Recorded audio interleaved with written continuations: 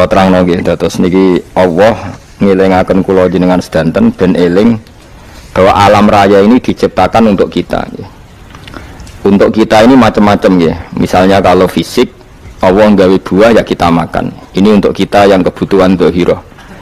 Ya kalau baleni malih ya. Untuk kita itu kalau fisik misalnya ada buah kita makan terus kita kuat.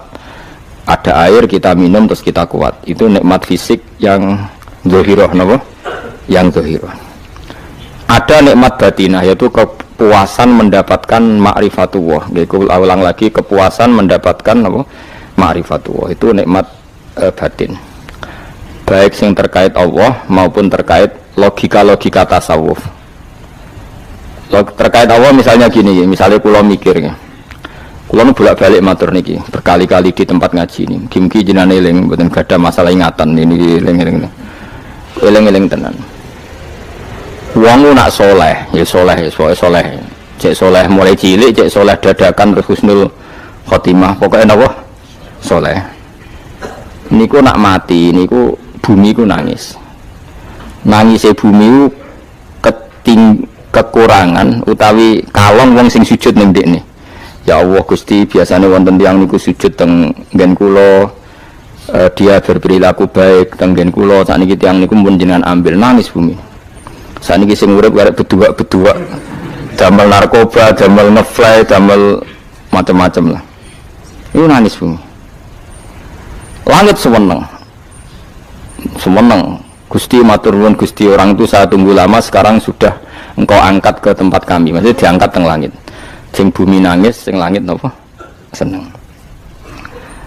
Nah, kemudian kita berpikir begini, bumi kok iso nangis ku piye? Nah, itu terserah sampean apa termasuk ulama zahir apa termasuk ulama batin. Kalau ulama zahir mengatakan bumi nangis itu mau kinayatun anil husni. Pokoknya pantasnya bumi itu susah, wong kelangan putra terbaiknya.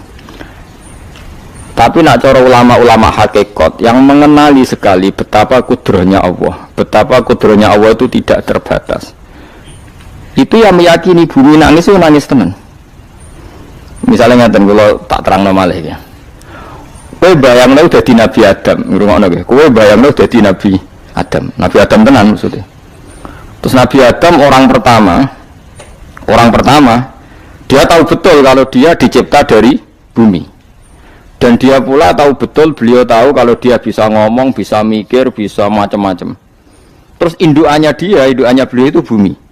Mesti pikiran Nabi Adam, jangan-jangan bumi ini juga bisa berpikir kayak saya. Ini kan materi saya, karena saya dari bumi ini bisa ngomong, bisa melihat macam-macam. Terus bedanya apa manusa mbek napa? Umpama kowe dadi nabi napa? Adam. Orang yang dekat sekali, qoribu ahdin, dekat sekali dengan kesaksian kudroh Allah. Gini ku dekne roh nak materine kok bumi dan dia orang pertama yang urung lali kamane. Tapi ketika sudah ribuan orang, mungkin jutaan orang lali, seakan-akan bumi itu tidak jenis dari kita. Bumi adalah hal yang berbeda dengan kita. Kita manusia berakal, bumi itu benda mati. Terus kowe katut wong goblok-goblok, bumi itu benda mati. Sajane ya rada kriminal wong Islam muni bumi itu benda mati. Enggak bisa berpikir, yang bisa berpikir hanya manusia. Itu kengawuran-kengawuran yang kita ciptakan sendiri, kita wariskan turun-temurun. Umpama kowe iku dadi ulama, ngomong ngono iku isin. Bumi kok nyekseni kowe sujud, banyu nyekseni mbok pangan, mbok ombe kanggo sujud. Semua itu bersaksi tentang kita. Lah nek sampean tanglet kula, cara melogika gimana? Begini, tak wari cara gampang-gampangan nggih. Tawarai tauhid sing kasyaf. Tauhid ini yang dawuh Sayyidina Ali lau kusifal khoto umastatu yakinan. Umpama somben tutup-tutup iku dibuka, akulah imanku ora tambah mbek pangeran. Karena tren dunia dan akhirat sama. Zaman yang dunia ya Allah ala kulli saing qadir, kok zaman yang akhirat ya Allah ala kulli saing. Cara Sayyidina Ali, somben aku matilah imanku ora tambah meskipun aku ora swarga neraka. Lah kena napa? Ndara padha wae ning dunia ya pertunjukan kudratullah, ning akhirat ya pertunjukan kudratullah. Jadi pikirannya Sayyidina Ali seperti itu. Saya kan lahir misalnya tahun 1970. Berarti mulai Nabi Adam itu saya kan nggak ada. Ngerti-ngerti ada. Saya mengira waktu zaman tidak ada itu panjang apa cepat? Cepat, karena kita tidak melalui itu. Ujuk-ujuk wujud. Kadang kalau mati ya wedi kan. mau mati jebule kiamat 1 juta tahun kasih apa nang kuburan. Maksud di Khalillah lho. Makanya aku ora roh pom tak tinggal turu sakmono kan yo ngilir. Ngaline terus nanti terus. Apa mlaku-mlaku nang donya apa piye kok nak turu ya kok ngene ngoyo turu kok ribuan tahun lintas. Terus ya apa jajal? Sampeyan tak takoki, misale sampeyan ning kuburan niku apa? Apa ngadepi muka nakil tukaran terus yo keselen tukaran kok napa ratusan ribu mungkin. Nah terus kita dilatih. Kata Sayyidina Ali gampang latihan seperti kata Sayyidina Ali apa gampang udah menjadi wong alim. Pada akhirnya kita ini aku zaman urip yo ora roh karepe, ngerti-ngerti urip, mati yo ora roh karepe. Pas mati sampean petangitna yo ora roh karepe, pokoke wa matar sauna illa ya syawah. Makanya masyhur dia ketemu orang ateis. Dia orang ateis itu anti Tuhan, anti Tuhan pokoknya. Dia ditanya, lalu kamu hidup itu karena siapa? Ya enggak tahu hidup. Lalu kamu mati yang menentukan siapa? Ya enggak tahu kalau tahu mati. Ya berarti Anda enggak bisa menentukan diri kamu sendiri. Akhirnya dia taslim, ya ada yang menentukan. Lah ya ada yang menentukan itu dalam Islam disebut apa? Allah, disebut kalimatu haqqin alaiha nahya wa alaiha namut. Jadi kalau maknanya itu kalimat yang benar-benar nyata, yang karena kalimat itu pula kita mendapat kehidupan, yang karena kalimat itu pula kita mati, yang karena kalimat itu pula kita akan bangkit lagi. Itu yang makna hakikat. Tapi kalau makna syariat enggak begitu. Kalau makna syariat begini, dan ini benar juga. Mulanya kena ada di ulama, ciri utama ulama itu jami'ul bayan. Dia kalau menjelaskan itu indah sekali dan orang pasti taslim. Sama saya tak warai tenan. Sama kan biasa wiridan la ilaha illallah kan itu biasa. Mulai mimpin tahlil sampai kepeksa mergo do tahlil melok. Sampai sing darani bid'ah akhirnya ya melok tanggane napa? Tahlil. Semuanya wala. Kata Ibnu Qayyim Al-Jauziyah dalam kitab Zadul Ma'ad. Kitab Zadul Ma'ad itu kitab kesayangannya Sayyid Abdul Al-Haddad. Sayyid Abdul Al-Haddad itu pengarang kitab Zadul Ma'ad. Padahal kitab ini dikarang oleh muridnya Ibnu Taimiyah. Abdul Al-Haddad itu gak seneng Ibnu Taimiyah tapi seneng muridnya. Jadi di sini ulama ya demokratis. Gak seneng gurunya tapi seneng. Saja nih Ibnu Taimiyah itu orang baik. Ya ulama top ya baik, ya waras top. Tapi ngerti-ngerti Wahabi itu identik dengan Ibnu Taimiyah. Akhirnya ulama ahli sunnah penyebut itu terus izin. Mulane kiai-kiai ra ono sing dalil kala Ibnu Taimiyah mergo dicap Wahabi. Padahal Ibnu Taimiyah wong alim. Di kitab-kitab kita termasuk Syekh Muhammad piyambak nanya Ibnu Taimiyah kala Syekhul Islam loh kala. Tapi kan ini sudah milik Wahabi sehingga kita ini terus akhirnya gak gelem nyebut. Ya jadi kitab koyo dalil fastabiqul khairat iki apa par iki dadi dalil yo dhewe-dhewe. Wah parah tenan wong-wong. Dulu saya melihat orang enggak kunut itu ya biasa. Mergo saya sebagai wong alim ngerti iku madzhab Abu Hanifah. Saiki nek ora kunut Muhammadiyah. Kita ini sebetulnya ahli ilmi enggak tahu kunut itu madzhabnya siapa kita. Itu madzhabnya Abu Hanifah, yang kunut madzhab Syafi'i. Tapi tahu-tahu iki madzhab NU, iki madzhab Muhammad. Mana ada orang-orang ini bisa punya madzhab? Ngalime sepiro nganti dadi napa? Madzhab. Tapi wis dadi bahasa, wis dadi napa? Sekuaco kabeh sene. Mas repot-repot. Tak warai iki. Sampeyan ben nglafadzno la ilaha illallah iku keren ya, keren tenan mboten keren-keren. Ngendikane Ibnu Qayyim Al-Jauziyah itu gini. Min asliha khuliqatil jannah wa min asliha khuliqatin nar. Terus wa min asliha khuliqatid dunya wa min asliha bu'isatir rasul wa min asliha qatala rasul. Wah, terus sampai sekarang saya tak bedai. Surga itu kan digawe kelas VIP. VIP mewah. Terus jari rugane widadari niku kan nak mini sebut. Kira 70. 70. Wahyu kabeh ora ono sing kriting, wahyu kabeh. Wahyu kabeh terus gak tahu delok wong liya kan. Kadang bojo kita wis elek sik delok. Oh iya, widadari sifatnya maksuratun fil khiyam. Jadi gak tahu keluyuran ning ndi. Wahyu kabeh. Lek surga yang semewah itu selek itu ya bagi mereka sing nglafatno atau yang menerima la ilaha illallah. Neraka sekarang dibikin dalam itu. Jari Abu Hurairah neraka itu tes-tesane benda kamu jatuhkan ke neraka itu untuk sampai ke bawah itu nunggu 70 tahun. Kila 70.000 tahun. Dikira HP mu mbok ceblok nang neraka itu cebroke ngenteni 70 tahun. Betapa dalamnya, ngentakno bego piro ya bayang misalnya. Oh itu kontraktor mana saja tidak sanggup itu disuruh ngedok kedalaman neraka. Iku ya mau kanggo wong sing menolak la ilaha illallah. Jadi kalimat ini luar biasa. Swarga digawe bagi yang nerima, neraka digawe ya untuk yang menolak. Ya kalimat sing kok nak tahlilan turu iku lho. Iku kalimat sing nggo alasan Allah gawe swarga. Terus kalimat sing suwe-suwe sing lafadzno diarani bid'ah iku.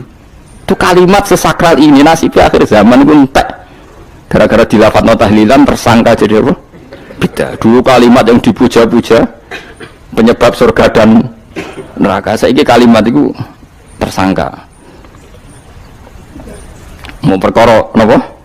Bid'ah. Wis aja melok-melok kowe debat ya ora iso makili aku sebarno iso. Kok kowe terusno dalan tok. Dah. Berarti la ilaha illallah itu kalimat yang surga dibikin karena itu, neraka dibikin ya karena itu. Kemudian Allah punya sunnah, lalu butuh pelatihan. Dikasihlah Allah gawe bumi.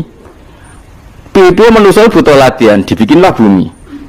Gendene latihan ikrar la ilaha illallah dengan sadar, dibikinlah bumi, liyabluwakum terus dites. Wes digawe bumi, ono makanan, ono minuman, ono wong wayah, ono pegatan macam-macam, wong diutang wis mbulet macam-macam. Gue ngetes, eling la ilaha apa eling utangi, eling la ilaha apa eling kasusnya, pokoknya dites. Karena nggak fair kalau Allah bikin itu kemudian nggak dites, dibikinlah darul imtihan. Dunia itu bahasa Arabnya darul imtihan, tempat tes-tesan. Imtihan mana apa? Tes, liyabluwakum, diuji. Wes diuji kita hidup. Artinya kita dihidupkannya pun oleh Allah demi tes-tesan la ilaha itu disebut kalimatul haqqin alaiha. Nah ya sebenarnya kita hidup pun ini untuk dites. Pada akhirnya la ilaha illallah apa enggak? Paham ya? Terus dites. Allah itu juga secara hukum itu kan nggak fair dites kok nggak punya pemandu. Dibikinlah Rasul, diutuslah para Rasul untuk pemandu. Tes itu kan butuh seru. Mak pemandu tok ora ono musuhe kan gak seru. Dibikinlah setan. Saat ini sebagian kita sudah setan tapi ini ben seru. Lho ndak setan kan minal jinnati wan nas, rumangsamu setan usopo. Baik setan minal jinnati wan nas. Jadi kena muni auzubillahi minasyaitonir rajim terjemahnya berlindung Allah dari saya sendiri Allah itu. Lho itu kalau lama dulu biasa auzubillahi min syururi anfusina wa min sayyiati a'malina. Sebenarnya kita berlindung hanya dari setan yang jauh, iblis itu enggak. Ya setan diri kamu sendiri, min syururi anfusina, dari kejelekan diri kita. Ngomongnya do wujud, soalnya setan tuh makhluk gaib sing piye. Lah kowe iku sapa? Nganti kowe maksiat terus mergo akrab klop, roh mbek setan klop. Mulane terus maksiat. Dah Allah ngutus pemandu yang ngecul setan ben fair. Napa? Fair. Jadi semua darul ibtila ini juga demi kalimat. Nah, makanya disebut kalimatul haqqin sing alaiha nahya. Kita hidup ya demi mendapatkan kalimat itu. Kita mati nanti ya demi kalimat itu, artinya mati ke neraka ya karena kalimat itu kita menolak atau mengabaikan. Masuk surga ya karena kalimat itu kita hormat, kita benar dalam memperlakukan kalimat itu. Berarti alaiha nahya wa alaiha nam. Terus wa alaiha nub'as karuan, kalau kamu termasuk minal aminin ya nub'as minas solihin, kalau minal kafirin ya nub'as minal zalimin. Tapi semua desain dunia ini hanya demi kalimat la ilaha illallah Muhammadur Rasulullah. Nah ini kan penting. Bagaimana mungkin kemudian kalimat sesakral ini, sehebat ini, kemudian ada orang tahlil kamu tidur? Kok iso? Kalau janggal kok iso wong turu? Misalnya kayak mangkel, kalau mangkel sing mimpin Gus, suwira barbar. Bagaimana mungkin kalimat yang menyelamatkan Anda kemudian Anda anggap problem? Elek gak? Elek. Apalagi kamu anggap ini bid'ah. Nak cara kula oke lah, ndongakno mayit itu gak ono tuntunan Nabi. Tahlilan gak ono tuntunan. Tapi wis muni tok kono tok. Artinya menduk kono tok ora usah nyerang kalimah, enak kalimah tetap kalimah thayyibah. Soal kowe ora seneng sing tahlil mergo tiga profesi lah iku wonge wae gedhinge aja geman. Ya saya misalnya, saya kadang nggak cocok sama mubalek karena kadang profesi. Tapi saya tidak pernah anti pengajian bagaimanapun itu membawa syiar Islam. Tapi kalau mubalek kadang orang seneng, kadang takut untuk piro. Bareng sangone sithik, kok sumput mek transportasi ini. Lah ngono kok senengi iku piye? Tapi kita terus gedeng keliru iku sing gawa syiar Islam. Mana ada pengajian didengar orang banyak tanpa mubalek? Gak iso. Ini iso melepukno barang-barang ra penting dadi penting iso. Lah cara guruku teng sareng, lha ngape melepuk kanggo panggung barang perkara. Tapi kadang ya benar. Yang namanya mudin mubalek ya itu bisa benar bisa salah, tapi kamu nggak boleh gedeng kalimatnya. Pipi kalimat itu kalimat hak. Nah, ini penting kula utarakan. Sehingga zaman Nabi Sugeng ini rungokno tenan ngaji kula. Zaman Nabi Sugeng ada sahabat namanya itu Usamah bin Zaid. Ini sahabat kesayangannya Nabi, hibbu Rasulillah. Usamah itu diutus Nabi perang. Ini dengerin ya, diutus perang. Pas perang itu si kafir tadi menggal temannya. Ada yang tangannya putus, kakinya putus. Wah, seorang kafir ini sudah luar biasa. Bacok sana, bacok sini. Ketika terdesak oleh pasukan Usamah, kebetulan Usamah ini cakap ya, sama beberapa temannya orang Ansor. Orang kafir yang sudah kotoa arjulana wa kotoa aidiana, dia pas terdesak bilang la ilaha illallah. Terus sama Usamah tetap ditusuk, dibunuh karena dia berpikir ini qolaha muta'awid, dan dia melafadzkan kalimat itu hanya berlindung dari pembunuhan. Setelah dilaporkan Nabi itu marah besar. Nabi ngendikan kaifa anta ya Usamah bila ilaha illallah idza ja'at bika yaumal qiyamah. Kowe nek ditakoki la ilaha illallah ku piye? Piye wis ngomong la ilaha illallah, tapi ambek ngomong ngoten sakwise ngethoki tangan kula, maksud tangan kula tangan kelompok saya tiga-tiga saya.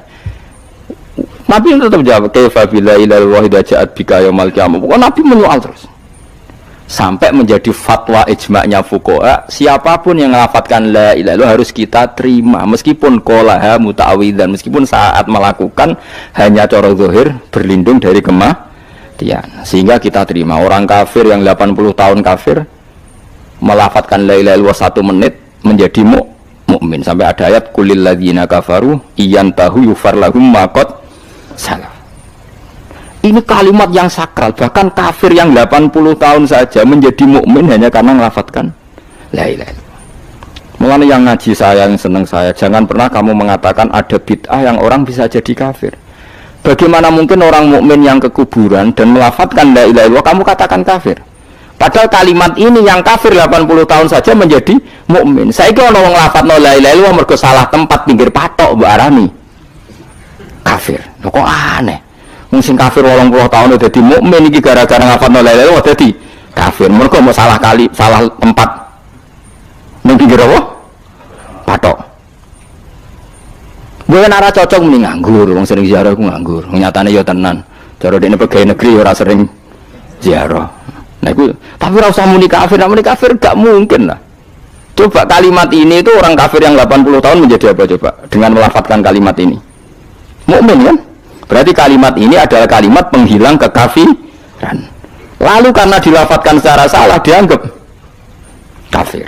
Hanya karena bid'ah itu tidak mungkin. Makanya sebetulnya Wahabi yang alim-alim itu tidak berpendapat demikian. Saya punya beberapa referensi Wahabi yang alim itu tidak pernah mengkafir-kafirkan orang karena perdebatannya seperti itu. Tapi saat ini wis kuwajo.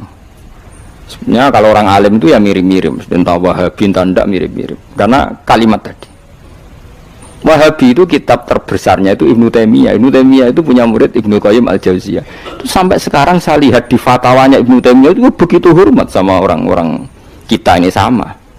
Tapi tahu-tahu lewat penyaduran sana sini terus menjadi kacau. Jadi kalau balik ini malah sampai nak kepengen dua nikmat batinah seperti tadi yang saya utarakan. Swarga dicipta sedemikian mewah ya demi yang menerima la ilaha illallah. Terus neraka dibikin se ekstrim itu juga bagi yang nolak. Kemudian dibikin daru pelatihan yaitu dunia ya karena kalimat berarti kalimat ini luar biasa. Wa biha qamatis samawati wal ardu. Kalimat ini pulang menjadikan langit bumi berdiri. Lalu sekarang kita bisa ngomong, bisa berpikir, bisa ngadekno BPKB macam-macam. Itu karena kita sendiri apa karena kudratullah? Saya tanya. Karena kudratullah. Kalau karena kudratullah, apa susahnya Allah bikin kemampuan tanah ini nangis, tanah ini susah. Wong podo-podo kowe iso nangis, iso mikir ya mergo kudratullah, ndak karena kamu. Harusnya ya sama, bumi-bumi ini bisa menangis juga karena kudratullah. Makanya bumi ini menangis ketika enggak ada orang yang sujud. Iku ya mungkin. Wong zaman kowe iso nangis ya krana kudratullah, mestine bumi yang kamu katakan benda mati, hakikatnya dengan kudratullah juga sama dengan kita. Mulane tenggene kitab Al-Husnul Hamidiyah, kula ngrasa utang tenan mbek kitab niku. Dulu saya ngaji 2 tahun kitab Al-Hasim. Kitabnya kecil tapi saya ngaji itu 2 tahun. Berkali-kali saya ulang. Itu beliau cerita gini. Dia yang ngarang itu orang alim, kebetulan dia orang India. Memang kelebihannya kitab dikarang orang Arab itu luweh bulat. Wong Arab kan semuanya Islam, karangannya itu standar. Ini dikarang orang India. Di Tonggo Blodor, di masjidnya, dikarang ulama yang masyarakatnya itu udah karu-karuan. Beliau cerita itu gini. Manusia itu punya satu kebodohan, di mana kebodohan itu disebabkan oleh Robtul Asbab Al-Adiyah, mengkaitkan sebab sing biasa-biasa. Misalnya gini, sama saya kita omongi, misalnya ada orang bilang gini, batu ini nanti itu menjadi ayam. Orang bilang mukhal apa enggak? Enggak, jawab saja. Mukhal. Kenapa bilang mukhal? Karena dikira enggak bisa kan? Enggak, jawab saja. Jawab satu-satu. Batu ini menjadi ayam. Kamu jawab mukhal. Alasannya apa? Alasannya enggak mungkin terjadi apa kamu enggak bisa? Sebetulnya karena kamu enggak bisa. Udah. Lau ukhbiro dzakar rajul. Andai kan orang itu kamu kasih tahu, klungsu ini biji asem itu, biji pohon asem itu. Nanti yang kecil ini suatu saat besar. Setelah besar buahnya banyak, tambah besar, tambah besar. Terus orang bilang mungkin. Ketika bilang mungkin itu karena dia bisa apa hanya karena menyaksikan berkali-kali ada kejadian nak klungsu ditandur, iku iso dadi gede. Coba sama jawab. Karena dia bisa apa karena hanya menyaksikan itu sering terjadi? Hanya misalnya. Artinya zaman dia mengatakan mungkin itu pun tidak memberi kontribusi ikut buat. Iya enggak? Tetap bergantung kudrahnya Allah. Dia hanya bilang mungkin karena sering melihat. Sebenarnya dia enggak sama sekali memberi kontribusi. Lha darani mungkin ya ora urun. Paham ya? Lalu kenapa dia kecangkeman terus muni wong wis mati dadi lemah gak mungkin dadi manusa meneh. Lho zaman dadi manusa sing wis ngene iki kok mani dene lara melok gawe. Terus muni mungkin mergo sering terjadi, sering roh, sering bersaksi. Berarti sebetulnya manusia itu pakai ukuran dia mampu tidak mampu apa pakai ukuran bersaksi melihat. Bersaksi. Nah, ini kan problem kita sebagai manusia itu problem. Mulane disebut wa kanal insanu zaluman jahula wis goblok aja-aja. Mergo manusia itu nak wis goblok aja-aja. Makanya saya kemarin diminta ngisi di pondok kajen. Kalau sampean berdebat sama orang ateis atau orang komunis itu gampang saja. Dilatih begini seperti teorinya Quran. Ya nanti saya teruskan ini tak ulang lagi ya. Saya ulang lagi ya. Andai kan nggak pernah terjadi telur itu jadi ayam, nggak pernah terjadi sama sekali. Telur itu jadi ayam. Terus kamu mengasih tahu orang tadi, telur ini loh nanti jadi hewan yang hidup terus terbang. Mesti dia bilang mukhal, benda mati kok nanti jadi benda hidup yang terbang ngalor ngidul. Berhubung sering terjadi dan dia pun tidak ikut bikin, bilang mungkin. Paham? Saya ulang lagi ya. Berarti dia bilang mungkin karena sering apa? Terjadi dan dia lihat. Andai kan pertama kali nggak ada telur sama sekali yang jadi ayam, terus pengalaman pertama di dunia belum pernah terjadi. Kamu kasih tahu telur ini nanti jadi ayam terus terbang. Orang ini bilang mukhal enggak? Mukhal. Berhubung sering terjadi bilang enggak? Nah berarti kita nanti bangkit dari kubur gampang saja bagi Allah. Cuma belum pernah terjadi kamu mengatakan mukhal. Nah makanya otak kita harus dibenahi. Makanya jogeman percaya yang pernah kita lihat, yang sering kita lihat. Percayalah dengan akal, tapi akal waras loh ya. Karena waras itu serempet tatanannya wangil. Makanya Islam itu melatih. Kul falillahil hujjatul balighah. Misalnya begini ya, dulu kalau Gerwani atau PKI atau siapa sajalah, itu kalau melatih anak-anak TK, makanya seorang ulama harus punya kecakapan penjelasan ibanatul ahkam. Itu anak-anak kecil dilatih. Anak-anak kamu terpejam, mintalah manisan sama Allah. Ya Allah saya minta manisan, saya minta permen. Terus disuruh buka, dapat enggak anak-anak? Enggak dapat bu. Wah berarti Allah enggak ada. Sekarang minta sama bu guru. Bu guru kami minta permen dikasih. Berarti yang ada bu guru bukan Tuhan gitu. Akhirnya jadi gerakan ateisme. Nah sebetulnya untuk melawan gerakan itu kita harus melatih begini misalnya gini. Saya itu pernah ketemu sama orang yang berpikiran komunis.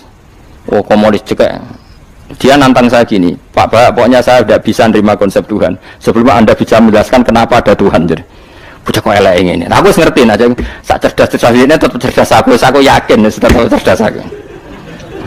Rasanya selain raine seram meyakinkan tak pikir harus tetap cerdas. Kulo niku kan wong Quran nggih, artinya punya pikiran panjang.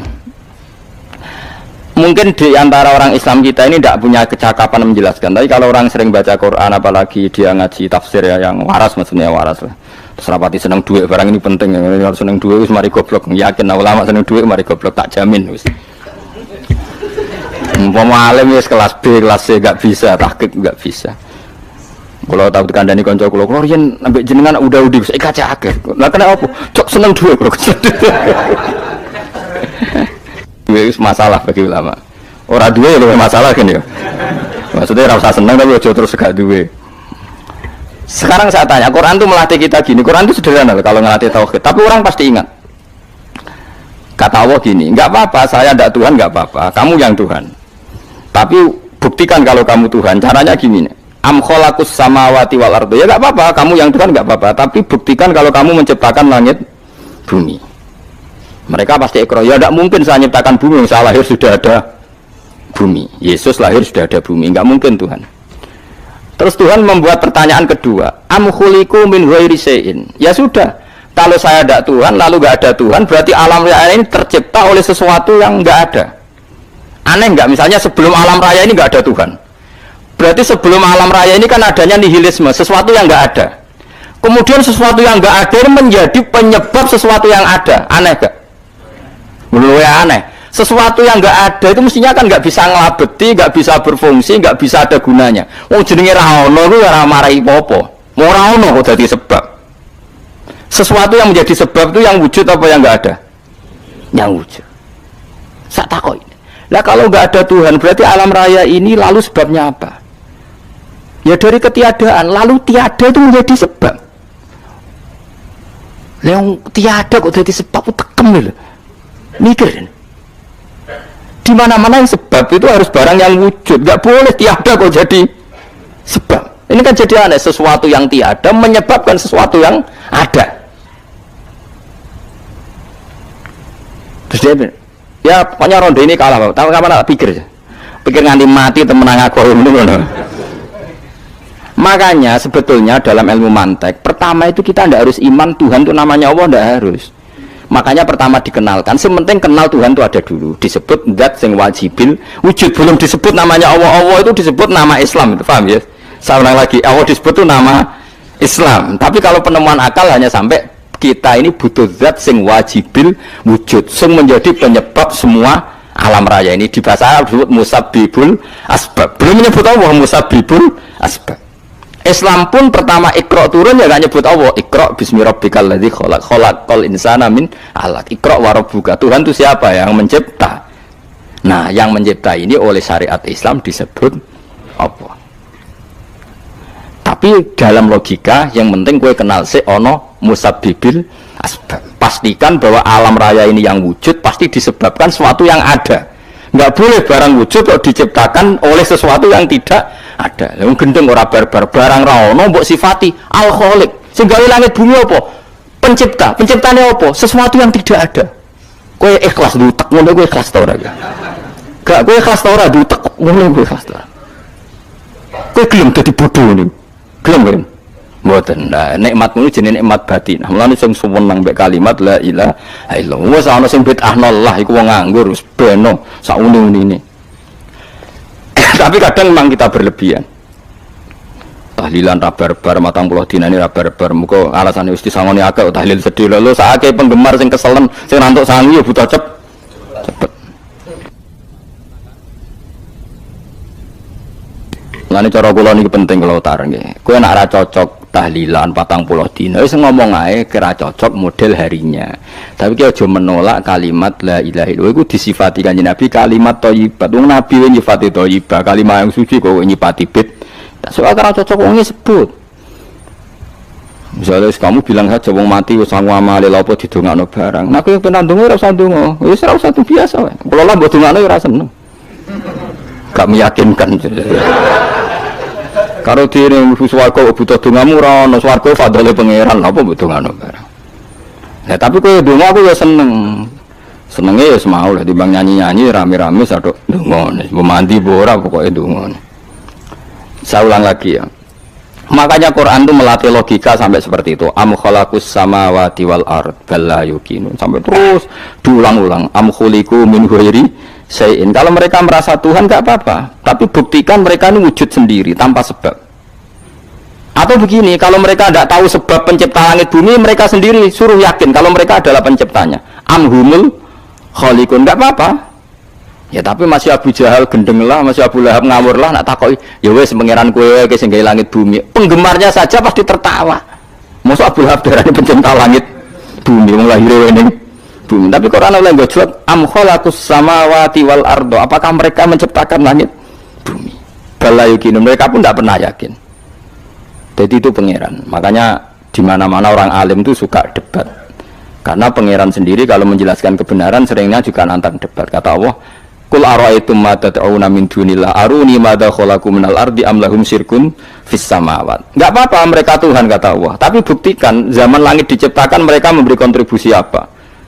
Apa urun bego, apa urun cagak, apa piye lah pas aku gawe langit iku dekne urun apa jare am lahum syirkun fis samawat. Misale urun apa lah? Urun tol ta urun apa lah. Itu pangeran. Mereka kan pasti menjawab enggak. Terus itu nih kita bimbing qobliyada. Kalau kamu nggak percaya Quran sebagai kitab nggak apa-apa, tapi buktikan kamu punya kitab tandingan. Nggak, mereka nggak punya juga. Atau gini, nggak usah Quran, ke sakralan. Au atharotim min ilmin, atau kajian ilmiah yang membuktikan bahwa Yesus itu Tuhan, atau yang membuktikan bahwa berhala itu Tuhan. In kuntum shodiqin, nggak apa-apa kalau kamu benar, buktikan. Nah itu makanya semua nabi itu punya kecerdasan, karena tadi nabi kadung nantang itu nih kita bimbing qobliyada au atharatim min ilmin in kuntum shadiqin. Tapi sekarang orang alim soleh itu jarang. Yang ngono wong gerung soleh rapati ngalim, ngger sing alim biasanya rapati soleh. Lah kula termasuk rontok-rontok ya isih rontok soleh ya rontok, tapi lumayan masih menjaga hujjatullah tadi. Sebab itu ulama dulu mengajarkan Allah itu siapa? Disifati zat sing wajibil wujud. Karena alam ini kadung ada. Kalau alam ini kadung ada, pasti penyebabnya sesuatu yang wujud. Tapi kalau wujudnya mungkin, bahaya. Wong sing gawe wae wujude terima mungkin bisa wujud bisa tidak. Makanya dipermanenkan yang gawe alam ini zat sing wajibil wujud. Sing wujudnya wajib. Wajib itu enggak bisa enggak pasti wujud.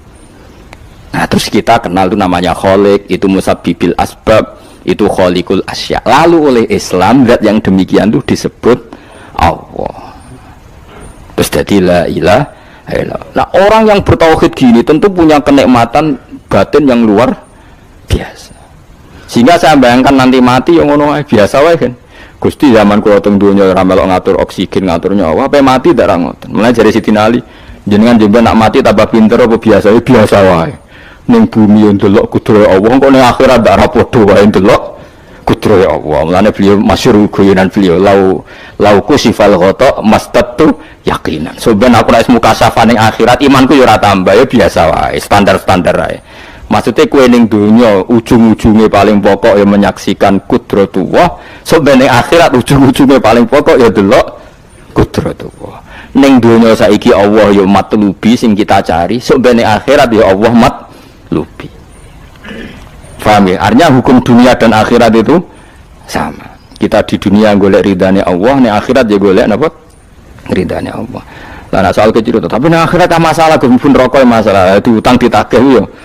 Masalah kere suwi bro masalah ya biasa jenis makhluk anane masalah sekarang oleh di masalah pangeran jedure masalah biasa wae lah makanya kula suwun nggih aja geman gedeng ulama BP ulama itu sing iso nerangno mulane ngendikane ulama-ulama itu kemampuan Quran wal kitabil mubin kitab sing mampu memberi penjelasan itu sing iso maris ulama. Coba zaman semenjak ngaji saya inilah contoh paling gampang.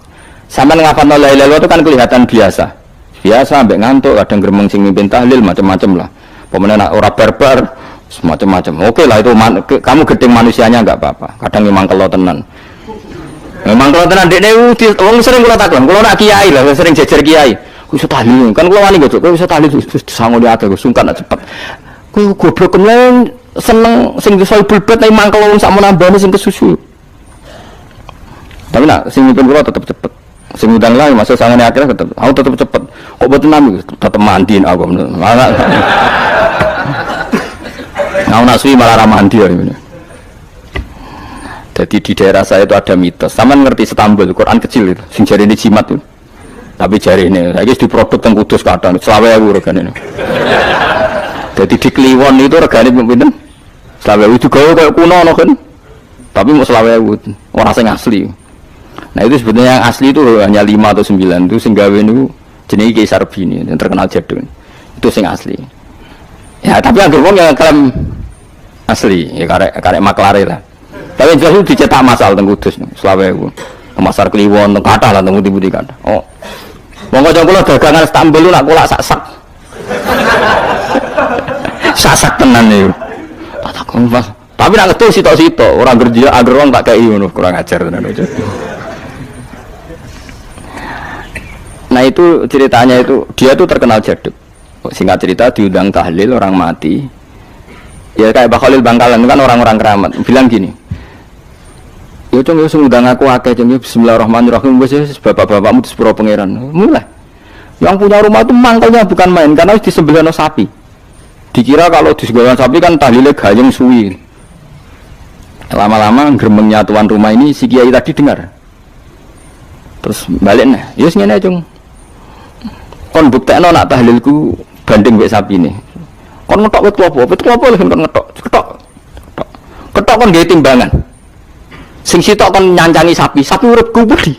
Sing sitok kon kosong lho. Mengape digopo? Timbangan wit klopo, ketok digo timbangan. Disakseni wong akeh, malane terus tampil keramat tuh, sayane wong akeh. Dekne muni bis wis jumpat sing sapi kalah. Lho bis tok jumpat mau bismillahirrahmanirrahim. Saking kerawate muni bis wis jumpat. Akhirnya gue mustas, gue mentekap. Semenjak itu dia nangger diundang tahlil bismillahirrahmanirrahim. Wes serang gremeng wes iki wis beda. Ayo ono wong keramat. Iku wong iku sing tinggi pasar video sing gawe Istanbul. Ya anak putune kathah kula sing kendal nggih kathah sing nggih do rata-rata nggih penggemar kula sakniki. Tapi kula ra iso ke Istanbul. Kula ndonga mbek pangeran niku gadah keramat itu keramat terangno hujjatullah. Yaitu tadi logikanya Quran. Makanya sebetulnya Quran itu pertama ngajarkan kita, enggak apa-apa mereka ngaku Tuhan, tapi kita cek apa mereka menciptakan langit bumi. Ketika ditanya mereka bilang enggak juga. Ya sudah, berarti kita ada ini tanpa sebab. Am khuliqu min ghairi syai'in, kita diciptakan tanpa sebab. Aneh juga secara akal kan, masa kita yang ada disebabkan oleh sesuatu yang tidak ada. Akhirnya kita temukan penyebab itu bernama musabbibil asbab atau wajibil wujud. Lah yang itu oleh Islam disebut Allah. Mulane itu jenenge, kalau kamu sudah sampai seperti itu berarti kamu punya nikmat zahiratan wa batinah. Hiya al-ma'rifah, kata Imam Suyuti, nikmat batinah itu ma'rifat. Nah, ma'rifat seperti ini yang ma'rifatul anbiya, ma'rifatul ulama, ma'rifatul auliya, ma'rifat yang la tuzalziluhul fitan, yang enggak mungkin diguncang oleh fitnah karena sudah permanen. Jadi disebut sibghatullah wa man ahsanu minallahi sibghah, sudah permanen, sudah menjadi sibghah. Nah, ini insyaallah yang seperti ini yang tidak bisa diguncang oleh fitnah apapun. Ya kamu harus latihan, terus latihan. Akhirnya ya butuh pelatih. Nah, aku sing ngelatih kowe iku mau rok saulan pisan. Setan kompetitore awor kowe terus. Lah iku masalahe. Pelatih arang-arang setane. Nah, iku ora roh, nah iku sekolah ra melo-melo nah niku. Karena dunia ben seru kan mesti ana pelatih, ana pengganggu. Lah pelatih saulan pisan penggangune aja. Tapi sekali yakin inna kaidah syaitani kana napa dhaifah. Sekali yakin wae angger ja'al haqqu wa zaqal batil. Wis masuk awar bedino piye barang batil tetep zaqal haqq apa ja'al haqqu wa zaqal batil. Wis yakin ya yakin ainul yakin. Man kok kandhani setan. Wis ki awar aku telus gak ngarah bisa ngalahno barang hak. Kandhani ngono. Kok setan wis ngantes. Ya kok setan napa kandhani. Jadi sebetulnya ini pentingnya ulama. Jadi jangan kira tradisi ulama itu kayak dibayangkan para peneliti. Peneliti rata-rata orang kampus. Kadang-kadang penelitinya tidak ulama. Rasanya jadi ulama. Sebenarnya kalau di kalangan ulama biasa. Misalnya Said Abdul Haddad itu termasuk Qutbul Irsyad. Beliau biasa saja baca kitab Ibnul Qayyim. Padahal muridnya Ibnu Taimiyah. Dulu lama itu ya biasa saja. Saya ya berkali-kali tidak kunut, tapi bukan karena apa-apa. Ya Abu Hanifah ya nggak kunut, ya biasa saja.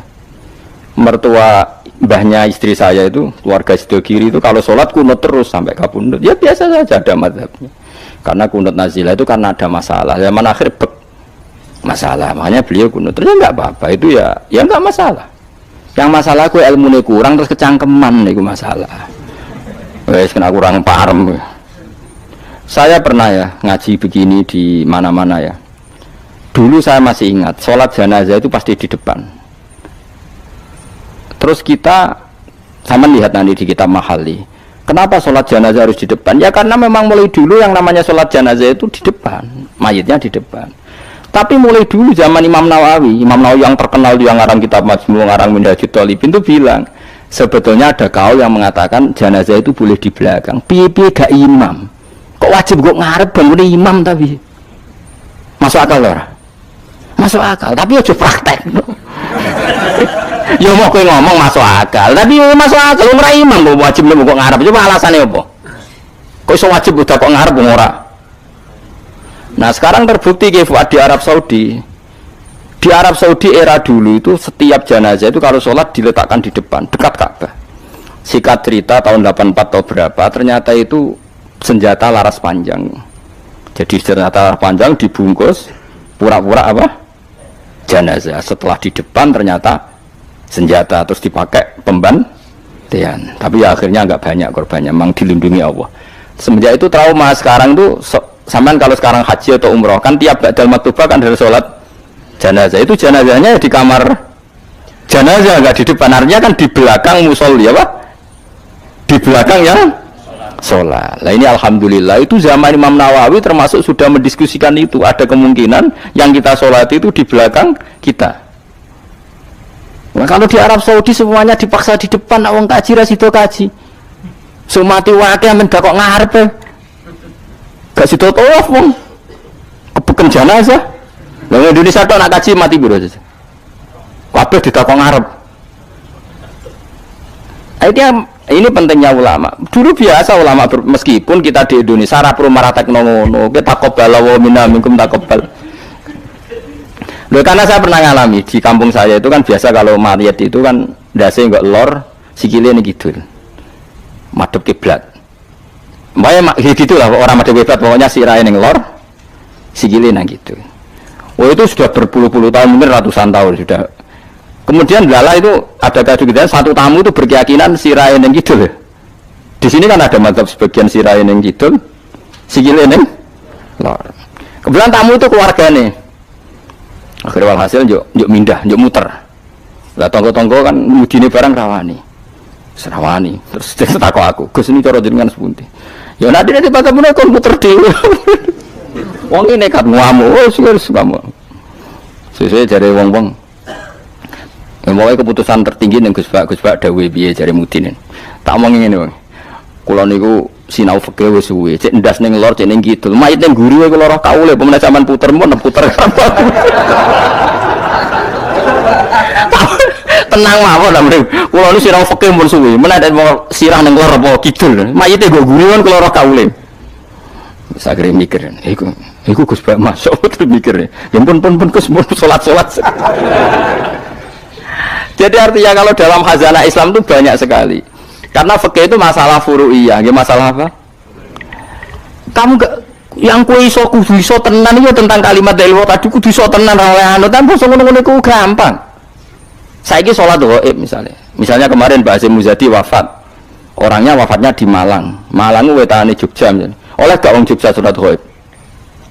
Oleh kan, padahal mayite kok guri. Kok terus sesuk fatwa nak mayit kudu kok ngarep yang di timurnya Malang boleh sholat ghaib, yang baratnya nggak boleh karena lungkuri mayit. Gendeng aja. Ibu ora usah ngono, ngaji ku sing khatam, nek khatam ora usah kecangkeman. Mana dalilnya? Kok ora maca kitab kok kon ro. Kadang ora tau tamani. Gus dalilnya mana? Kowe ngajak bantah apa takok? Nang ngajak bantah-bantah ora level kowe ora roh kok ngajak bantah sing roh. Lu dia cek takut dalilnya mana? Lu bantah-bantahan kok takut? Bantah-bantah itu mestinya ya khazanahnya banyak, referensinya. Bantah-bantah kok takok. Dalilnya nopo Gus? Lah yo kowe takok apa ngajak debat. Nak takok tak dudono, tapi kowe iku muridku, wong takok. Lah nak debat ki aja takok, kitapem sak dus wae sak dus. Takok Gus takok. Takok. Sing apik ora usah kecangkeman ngono takok. Jadi kalau seperti itu gampang kalau Furia tadi logikanya kan jenazah itu ndak imam. Kenapa sih wajib di depan wong ndak imam? Sehingga alasan di depan karena mulai dulu ulama kalau nggak ada kondisi yang luar biasa ya umumnya di depan ya kita ikut di depan. Lalu di depannya apa sih raine ning lor apa ning kidul ora tau nginceng ngono jawab ngono wis bungkusan. Terus apa? Bungkusan. Ya wis. Mulane wong ora usah kecangkeman. Nak nuruti eskal ku eskal. Misale ke salat saiki madhep kiblat. Tetep ukurane iku pas ngadeg. Lah nak sujud ya iki madhep ndi? Ayo tak takoki. Kowe nak salat kan madhep kiblat. Ya ora pas ngadeg. Jadi pas sujud. Yo wong madhep kiblat tapi istilahnya ngono ya madhep kiblat. Ora kok kowe gak arah fikih ngene. Salat wajib madhep kiblat, nak ngadeg, nak rukuk madhep bumi, nak sujud ora ono fikih ngene iku. Wong elek ngono, cangkem elek ngono. Ya ora usah ngono wong muni madhep kiblat yo muni madhep. Ora usah kecangkeman gawe sarah. Madhep kiblat itu nak ngadeg, nak rukuk. Geneman ngono. Mane sing apik, dadi ulama ku sing apik. Ilmune akeh tapi biasa wae. Mbak kula biasa mbak wong. Kula biasa. Kula nek jejer rukun wong ora ngerti sing ulama endi ora. Lah ini ki akad kali Habib Anis kula jak akad-akad teng mriku. Ya wong ora bedane ndi sing Gus Bayu rukun padha wae. Tendangi wong wis padha wae. Ulama ketara nang wis ngomong hukum lagi ketara. Malah kadang sing ora ulama lebih meyakinkan. Nah, tapi yang berangkat teman-teman kok mikir hukum berat.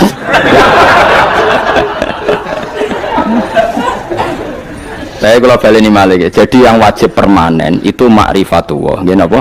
Ma'rifatullah. Kula suwun ma'rifatullah sing permanen. Disebut napa? Alaiha nahya wa alaiha namut wa alaiha nub'as.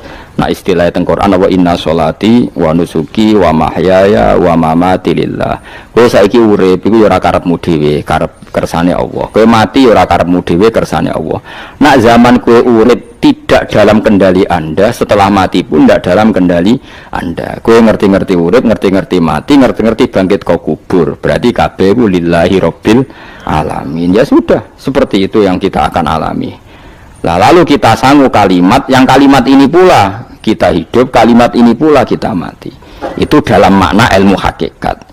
Nah makna ilmu syariat juga gampang. Aku wani urip ya mergo bela-belani la ilaha illallah. Umpama aku mati ya demi kalimat la ilaha illallah. Aja kok mati karena melok lomba terus mati. Ya mati ya berlomba dalam mempertahankan la ilaha illallah. Itu makna syariat. Nah kita harapkan makna ini dua-duanya ada. Secara syariat kita hidup ya demi murid-murid la ilaha illallah. Disebut ni ilahi kalimatillah. Kayak aku, mulane kula nak mulang semangat. Aku wani urip demi mulang kalimat la ilaha illallah. Aku wani mati mergo wis rumangsa sangu la ilaha illallah. Itu makna syariat. Kalau makna hakikat, kowe gelem ra gelem uripem ya mergo kersane Allah, ora mergo kersam. Kowe gelem ra gelem matimu ya mergo Allah sing ngersakno, ora mergo kersamu. Itu disebut inna sholati wa nusuki wa mahyaya wa mamati lillahi rabbil alamin. Piye mergo hakikate la syarikalah. Allah kalau menghendaki enggak ada yang bisa menandingi, enggak ada sekutunya. Artinya faqullu ma kana fi hadzal alam dunya wa ukhra kabeh kullun bi muradillah. Nah itu yang makna hakikat. Nah tapi kan enggak masalah kita punya ilmu syariat juga punya ilmu hakikat, enggak masalah. Umat ini cukup bisa menampung ilmu syariat dan hakikat. Problemnya di zaman akhir ana wong sing sok hakikat. Si bebo gendeng jazab, si bebo rasolat jari solat ini Mekah, kadang goblok kira karuan. Lah ora goblok ya, ini Mbah Mun cerita kula. Wali rata-rata goblok kan. Lah bodoh nih kok goblok kira karuan. Mereka dulu itu ada orang ngaku wali. Bareng Jumatan, temen iki nak bare jam berapa Pak? Jumatan. Jam 1 ya. Ditakoki, "Mbah kok mboten Jumatan, Mbah?" Wis Jumatan ning Mekah, jeng goblok ora karuan. Ning Mekah iki jam 10, apa Jumatan mbek sapa? Itu kan ketok goblok e. Wong ra Jumatan jam 1 jare muni bar Jumatan ning Mekah. Ning Mekah ku kacek 4 jam. Berarti jam berapa ning Mekah? Jam 10 sudah wis adus urung. Mesti ini adekne bodoni mending engko aku Jumatan ning Mekah iku rodok pinter. Oleh meneh wis. Lah ya Mekah be Indonesia terpaut pinten? 4 jam. Dadi mbak mboten Jumatan. Aku wis Jumatan ning Mekah. Wis. Ini Mekah jam 10. Mulane wali ku tes, anggere aneh-aneh ku tes. Mbak ketok gobloke. Sing wali amatir-amatir sing ngaku-ngaku tok. Nak wong alim kan kekasih pangeran, tapi biasanya rapati keramat, tapi para pangeran. Ngono adu pasot menawa wong alim Kang tuntas ya. Adu pasot, tapi ora usah dijajal. Ngono tuntas tenan malah repot. Jadi paham ya kula suwun nggih. Dadi sampean menjaga agama ini wani urip ya demi kalimat la ilaha illallah, wani mati ya demi kalimat la ilaha illallah. Iku makna syariat, makna hakikat. Nyatane kowe urip ya ora ono liya kecuali kersane Allah. Kowe nyatane mati ya ora ono liya kecuali kersane Allah. Piye-piye kita iku ora duwe apa-apa. Wa ma tasyauna illa ayyasha.